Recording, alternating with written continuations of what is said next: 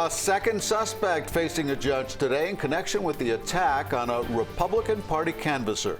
Police say 27-year-old Jonathan Casanova was one of the men behind the beating.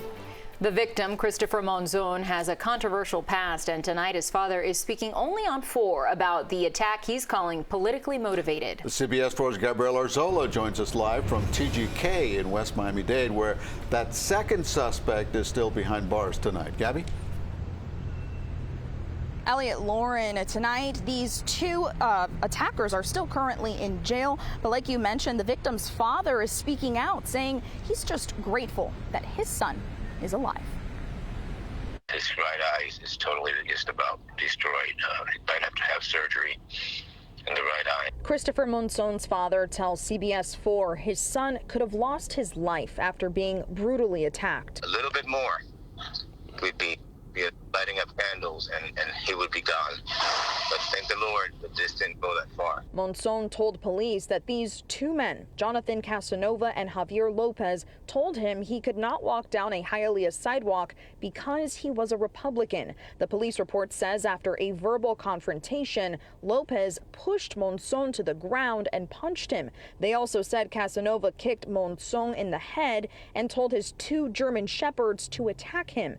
Monzon's father tells us this was politically motivated and sees this as attempted murder. There's no reason for anybody to have to undergo this physical damage just because of what party they're in. City of Hialeah Mayor Stephen Bovo telling us this. I have never seen this level of violence in the city with regards to something that could be related to politics. Monzon was wearing a campaign T-shirt for Senator Marco Rubio when attacked. In a tweet today, Rubio called the suspects, quote, thugs, also blaming South Florida reporters for, quote, smearing the GOP canvasser. However, looking into Monzon's background, we found multiple reports of him being tied to white supremacist groups, including the Proud Boys. He was arrested in 2017 after getting heated in this protest in Hollywood regarding changing the names of streets that honored Confederate generals. The Southern Poverty Law Center has researched Monzon's activities extensively.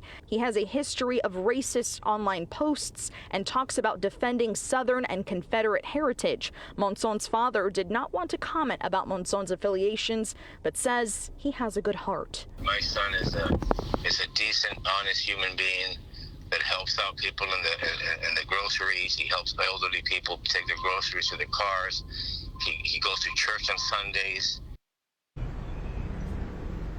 Now, in a new tweet, Rubio posted a list of questions he supposedly received from a journalist at the Miami Herald, again wanting to discredit the media, saying, and quote, instead of focusing on the criminals who did this, she emails questions that show she plans to smear the victim as a liar. Now, in our reporting, we have said that Monzon's father does believe this was politically motivated, but when we reached out to the senator's office to get a response in regards to Monzon's alleged ties to white supremacy groups, they didn't give us a direct response. Instead, they said Rubio did an interview yesterday with our affiliates in Jacksonville. We put in a request to get that video, but again, we still don't know what was said. So we asked the senator's office again if they can comment to us directly, and we still haven't received a response.